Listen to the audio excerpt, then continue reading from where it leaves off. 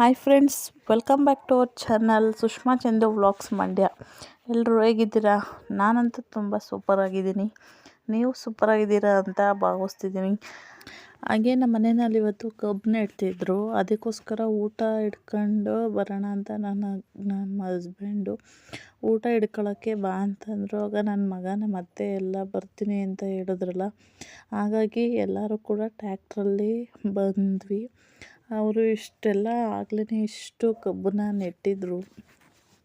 ಈ ಥರ ಕಬ್ಬು ನೆಡೋದು ಅಂತ ನನಗೂ ಗೊತ್ತಿರಲಿಲ್ಲ. ಆ್ಯಕ್ಚುಲಾಗಿ ನಾನು ಹುಟ್ಟಿದ್ದಾಗಿನಿಂದ ಕಬ್ಬನ್ನ ಈ ಥರ ನೆಡ್ತಾರೆ ಅಂತ ನಾನು ಇದೇ ಫಸ್ಟು. ಅದರಲ್ಲೂ ಈ ಥರ ಫಸ್ಟು ಲೈನಲ್ಲಿ ಇಟ್ಕೊಂಡು ಹೋಗ್ಬಿಟ್ಟು ಆಮೇಲೆ ನೀರು ಹಾಯಿಸ್ಬಿಟ್ಟು ಆಮೇಲೆ ನೆಡ್ತಾನೆ. ಸೊ ಕಬ್ಬು ನೆಡೋದು ಹೆಂಗೇನ ಅದನ್ನು ನೋಡಬೇಕಿತ್ತು. ಅಂದರೆ ಬಂದುಬಿಟ್ವಿ ನಾವು ಮನೆಗೆ. ಒಂದು ಸ್ವಲ್ಪ ಹೊತ್ತಿದ್ದೆ. ಹಾಗೆ ಈ ಥರ ಇಲ್ಲಿ ವಾಂಟಿ ಇಡ್ತಿದ್ದಾರಲ್ಲ, ಆ ಥರ ನಾನು ಕೂಡ ಒಂದು ಸ್ವಲ್ಪ ಹೊತ್ತು ಇಟ್ಟೆ. ಆದರೆ ಬಗ್ಗಿ ಎದ್ದು ಎಷ್ಟು ಕಷ್ಟ ಓಡಾಡ್ತಾಯಿದ್ದೇನೆ. ಕಾಲೆಲ್ಲ ನೋವು ಬಂದ್ಬಿಡ್ತವೆ. ಅಷ್ಟೇ ಸುಸ್ತಾಗ್ಬಿಟ್ಟಂಗೆ ಆಗೋಯ್ತು. ನನಗೂ ಕೂಡ ಅಷ್ಟೇ. ನಾನು ಒಂದು ಸ್ವಲ್ಪ ಹೊತ್ತು ಈ ಥರ ಇಟ್ಟೆ. ಆಮೇಲೆ ಪಾಪು ಮಲ್ಕೊಂತಿದ್ದ. ಮನೇಲೂ ಅಷ್ಟೇ ಏನೂ ಕೆಲಸ ಮಾಡಿರಲಿಲ್ಲ. ಹಾಗೆ ಇವರು ಎಲ್ಲ ಟೀ ಬೇಕು ಅಂತ ಹೇಳಿದ್ರಲ್ಲ, ಟೀ ಮಾಡಿಕೊಡೋದಾ ಅಂತ ಹೇಳ್ಬಿಟ್ಟು ನಾವು ಮನೆಗೆ ಬಂದ್ಬಿಟ್ವಿ ಅಷ್ಟೇ. ಇನ್ನೂ ಇಡ್ತಾಯಿದ್ರು, ಅವರೆಲ್ಲ ನೀರು ಹಾಯಿಸ್ತಾಯಿದ್ರು. ನೆಡಬೇಕಿತ್ತು, ಅಷ್ಟರಲ್ಲಿ ಬಂದ್ವಿ. ಹಾಗೆ ಇನ್ನೊಂದು ವಿಚಾರ ಖುಷಿಯಾಗಿ ಹೇಳ್ಕೊಬೇಕು ಅಂತ ಅಂದರೆ, ನನಗೆ ವೀಡಿಯೋ ಮಾಡಬೇಕು ಅನ್ನೋ ಥಾಟೇ ಮರ್ತೋಗಿತ್ತು. ಆದರೆ ನಮ್ಮ ಮಾವ ನನಗೆ ಎಷ್ಟು ಸಪೋರ್ಟಿವ್ ನಮ್ಮ ಮನೆಯಲ್ಲಿ ಅಂದರೆ, ಏನಾದರೂ ಒಂದು ಮಾಡ್ತಿದ್ರೆ ಅಥವಾ ಏನಾದ್ರು ತಿಂಡಿ ಮಾಡ್ತಿದ್ರಾಗಲಿ, ಏನಾದ್ರು ಒಂದು ಕೆಲಸ ಮಾಡ್ತಿದ್ರೆ ನಮ್ಮ ಅತ್ತೆ, ನಮ್ಮ ಮಾವ ಆಗಲಿ, ನನ್ನ ಗಂಡ ಒಂದು ಸ್ವಲ್ಪ ಹಿಂದೇಟಾಕ್ತಾರೆ. ಆದರೆ ನಮ್ಮ ಅತ್ತೆ ಆಗಲಿ, ನಮ್ಮ ಮಾವ ಆಗಲಿ ಎಷ್ಟು ಸಪೋರ್ಟಿವ್ ಗೊತ್ತಾ, ವೀಡಿಯೋ ಮಾಡ್ಕೊ ನೀನು ಯೂಟ್ಯೂಬ್ಗೆ ಹಾಕು ಅಂತೇಳಿ. ಇದು ವೀಡಿಯೋ ಕೂಡ ಅಷ್ಟೇ, ನಂಗೆ ನಮ್ಮ ಮಾವ ನೆನೆಸಿದ್ದು. ನಂಗೆ ಮರ್ತೋಗಿತ್ತು ವೀಡಿಯೋ ಮಾಡ್ಕೊಳ್ಳೋದು. ಸೊ ಖುಷಿ ಆಯಿತು, ಅವ್ರು ಹೇಳಿ ನೆನೆಸಿದ್ರು. ಆಗ ಗೊತ್ತಾಯಿತು ನನ್ನ ವೀಡಿಯೋಸ್ ಅವರು ನೋಡುತ್ತಿರ್ತಾರೆ ಅಂತ ಅನ್ನೋದು. ಹಾಗೆ ನನ್ನ ಮಗ ಈ ಥರ ಒಂದು ರೀಲ್ಸ್ ಮಾಡಿಸ್ತಾ ಇದ್ದೆ ಅವನ ಕೈಲಿ. ಹಾಗಾಗಿ ಈ ಥರ ಮಾಡ್ತಾ ಆಟ ಆಡ್ತಾಯಿದ್ದ ಅವನು. ಹಾಗೆ ನಾನು ಇಲ್ಲಿ ಒಂದು ಎಗ್ ಕರಿ ರೆಸಿಪಿ ಅಂದರೆ ಗ್ರೀನ್ ಎಗ್ ಕರಿ ಸ್ವಲ್ಪ ಡಿಫ್ರೆಂಟ್ ಸ್ಟೈಲಲ್ಲಿ ಮಾಡೋದನ್ನು ನಿಮ್ಮ ಜೊತೆ ಶೇರ್ ಮಾಡ್ಕೊಳ್ತಿದ್ದೀನಿ. ತುಂಬ ಟೇಸ್ಟಿಯಾಗಿ ಬರುತ್ತೆ, ಚೆನ್ನಾಗಿರುತ್ತೆ. ಹಾಗೆ ದೋಸೆ, ಚಪಾತಿ, ರೈಸ್ಗೂ ಕೂಡ ಅಷ್ಟೇ. ನಾನು ಚಪಾತಿ ಹಾಗೂ ರೈಸ್ ಎರಡಕ್ಕೂ ಆಗುತ್ತೆ ಅಂತ ಹೇಳ್ಬಿಟ್ಟು ಮಾಡ್ಕೊತಿದ್ದೀನಿ. ಸೊ ಫಸ್ಟು ನಾವಿಲ್ಲಿ ನಾವು ಯಾವ ಕಡಾಯಲ್ಲಿ ಮಾಡ್ತೀವಿ ಅದೇ ಕಡಾಯಲ್ಲಿ ನಾನು ಹುರ್ಕೊಂಡಿದ್ದೆ ಇನ್ನೊಂದು ಪಾತ್ರೆಯಾಗಿ ಮಾಡೋದು ಅಂತೇಳಿ. ಹಾಗೆ ಇಲ್ಲಿ ಫಸ್ಟು ಒಂದು 1/4 ಇಂಚಷ್ಟು ಚಕ್ಕೆ, ಹಾಗೆ 3 ಲವಂಗ, ಹಾಗೆ ಒಂದು ಅರ್ಧ ಸ್ಪೂನು ಸೋಂಪು. ಅಂದರೆ ಇಲ್ಲ ಮಸಾಲೆ ಹೆವಿ ಹಾಕಿ ಮಾಡ್ತಿಲ್ಲ ನಾನು, ಸೊ ಲೈಟಾಗೇ ಮಾಡ್ತಾಯಿದ್ದೀನಿ. ಹಾಗೆ ನಾನಿಲ್ಲಿ 2 ಮೀಡಿಯಮ್ ಸೈಜ್ ಈರುಳ್ಳಿನ ಹಂಗೆ ಸುಮ್ಮನೆ ಅದು ಈರುಳ್ಳಿ ಸಪ್ರೇಟ್ ಆಗೋವರೆಗೂ ಫ್ರೈ ಮಾಡಿಕೊಂಡು, ಅದಕ್ಕೇ ಶುಂಠಿ ಬೆಳ್ಳುಳ್ಳಿನ ಪೇಸ್ಟ್ ಮಾಡಿ ಇಟ್ಕೊಂಡಿರ್ತೀನಿ ಯಾವಾಗ್ಲೂ. ಸೊ ಆ ಪೇಸ್ಟನ್ನೇ ಹಾಕೊತಿದ್ದೀನಿ ಅಷ್ಟೇ. ಹಾಗೆ ನಾನಿಲ್ಲಿ ಪಾಲಕ್ ಸೊಪ್ಪು, ಮೆಂತ್ಯ ಸೊಪ್ಪು, ಕೊತ್ತಂಬರಿ ಸೊಪ್ಪು, ಇದಿಷ್ಟು 3 ಥರ ಸೊಪ್ಪನ್ನು ಕೂಡ ಹಾಕ್ಕೊಂಡು, ಅದ್ರ ಜೊತೆಗೆ ಒಂದು 2 ಸ್ಪೂನ್ ಕಾಯಿ ತುರಿ, ಅಂದರೆ ಗ್ರೇವಿ ತಿಕ್ನೆಸ್ ಬರಲಿ ಅನ್ನೋದಕ್ಕೋಸ್ಕರ ಹಾಕ್ಕೊಂಡು ಫ್ರೈ ಮಾಡ್ಕೊತಿದ್ದೀನಿ. ನೀವು ಅಂದ್ಕೊಳ್ಬೋದು ನಾನು ವೀಡಿಯೋಸ್ ನೋಡ್ತಾ ಯಾವಾಗಲೂ ಜಾಸ್ತಿ ಫ್ರೈ ಮಾಡಿ ಪೇಸ್ಟ್ ಮಾಡಿ ಮಾಡ್ತೀನಿ ಅಂತ. ಏಕೆ ಅಂದರೆ ಬಿಕಾಸ್ ಆಫ್ ನನ್ನ ಮಗ ದೊಡ್ಡವನು ಹಂಗೆ ಹಾಕಿದ್ರೆ ತಿನ್ನಲ್ಲ ಅವನು.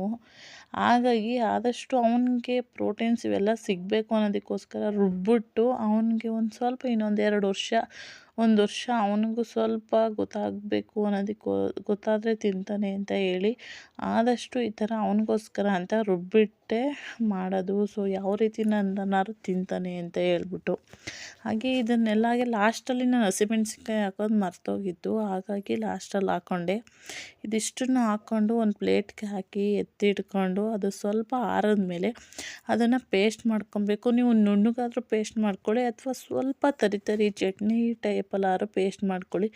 ನಾನು ಸ್ವಲ್ಪ ತರಿಯಾಗಿಯೇ ಪೇಸ್ಟ್ ಮಾಡ್ಕೊಂಡಿದ್ದೆ. ಹಾಗೆ ನೆಕ್ಸ್ಟ್ ಅದೇ ಕಡಾಯಿಗೆ ಒಂದು 3 ಸ್ಪೂನಷ್ಟು ಎಣ್ಣೆ ಹಾಕಿದ್ದೀನಿ. ನಾನಿಲ್ಲಿ ಎಣ್ಣೆ ಹಾಕಿಟ್ಬಿಟ್ಟು ನನ್ನ ಗಂಡ ಬಂದರು, ನನ್ನ ಮಗ ಕಾಲು ನೋವು ಅಂತ ಅಳ್ತಾ ಇದ್ದ. ಅದೇನು ಕೇಳಪ್ಪ ಅಂತ ಹೇಳ್ಬಿಟ್ಟು ಅವ್ರ ಜೊತೆ ಮಾತಾಡ್ಕೊಂಡು ಎಣ್ಣೆ ಮಳ್ಳಿ ಇಟ್ಟಿರೋದೇ ಮರ್ತೋಗ್ಬಿಟ್ಟಿದ್ದೆ. ಆಮೇಲೆ ಅದನ್ನು ಕಡಿಮೆ ಫ್ಲೇಮ್ ಮಾಡಿಕೊಂಡು ನಾನಿಲ್ಲಿ ಒಗ್ಗರಣೆಗೆ ಕರಿಬೇವಿನ ಸೊಪ್ಪನ್ನು ಈ ಥರ ಸಣ್ಣಗೆ ಕಟ್ ಮಾಡಿ ಹಾಕಿದ್ದೀನಿ. ಎಲೆಗಳು ಒಂದು ಸ್ವಲ್ಪ ಒಂದೊಂದು ಕರಿಬೇವಿನ ಸೊಪ್ಪಲ್ಲಿ ಎಲೆ ದೊಡ್ಡದಾಗಿರುತ್ತೆ. ದೊಡ್ಡದಾಗಿದ್ದರೆ ಎತ್ತಾಕ್ಬಿಡ್ತೀವಿ. ಇನ್ಫ್ಯಾಕ್ಟ್ ನಾನೇ ಎತ್ತಾಕ್ತೀನಿ, ಸೈಡ್ಗೆ ತಿನ್ನಲ್ಲ. ಹಾಗಾಗಿ ಈ ಥರ ಸಣ್ಣಗೆ ಕಟ್ ಮಾಡಿಬಿಡ್ತೀನಿ ಅಷ್ಟೇ. ಅನ್ನದ ಜೊತೆ ಗ್ರೇವಿ ಜೊತೆ ತಿನ್ಕೊಬೋದು ಅಂತ ಹೇಳಿ.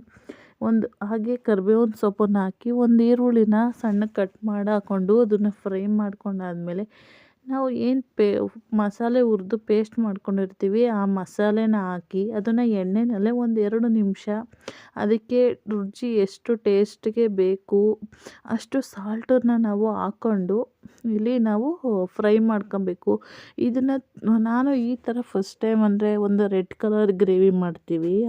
ಹಾಗೆ ಸ್ವಲ್ಪ ಡಿಫ್ರೆಂಟಾಗಿರಲಿ, ಹಾಗೆ ಪಾಲಕ್ ಸೊಪ್ಪು ಮೆಂತ್ಯ ಸೊಪ್ಪೆಲ್ಲ ಫ್ರೆಶ್ ಆಗಿತ್ತು ಅಂತೇಳಿ ಸೊಪ್ಪಾಕಿ ಮಾಡೋಣ ನನ್ನ ಮಗನ ಅವನಿಗೂ ಊಟ ಮಾಡಿಸೋಣ ಅಂತ ಹೇಳ್ಬಿಟ್ಟು ಈ ಥರ ಎಲ್ಲನೂ ಫ್ರೈ ಮಾಡಿಕೊಂಡು ಮೆಂತ್ಯ ಸೊಪ್ಪನ್ನು ಎಣ್ಣೆಗೂ ಕೂಡ ಹಂಗೆ ಹಾಕ್ಕೊಬೋದು ಸಣ್ಣಗೆ ಕಟ್ ಮಾಡಿ. ಆದರೆ ಅವನು ತಿನ್ನಲ್ಲ, ಹಾಗಾಗಿ ನಾನು ಪೇಸ್ಟ್ ಮಾಡಿಕೊಂಡೇ ಮಾಡ್ತಿದ್ದೀನಿ ಅಷ್ಟೇ. ಅದು ಮಸಾಲೆ ಎಲ್ಲ ಒಂದು 10 ನಿಮಿಷ ಕುದಿಸ್ಕೊಂಡಾದ್ಮೇಲೆ ಅದಕ್ಕೆ ಈ ಥರ ಮೊಟ್ಟೆನ ಒಂದೊಂದಾಗೆ ಒಡೆದು ಈ ಥರ ಗುಪ್ಪಗೆ ಅದು ಇರೋ ಥರ ಒಂದು ಮೊಟ್ಟೆ ಶೇಪಲ್ಲೇ ಇರೋ ಥರ ಅದನ್ನು ಒಂದೊಂದನ್ನು ಬಿಟ್ಟು ಒಂದು ಮೀಡಿಯಮ್ ಫ್ಲೇಮ್ ಮಾಡಿಬಿಟ್ಟು ಅದನ್ನು ಕೂಡ ಅಷ್ಟೇ ಒಂದು 5 ನಿಮಿಷ ಮುಚ್ಚಿ ಬೇಯಿಸ್ಕೊಬೇಕು.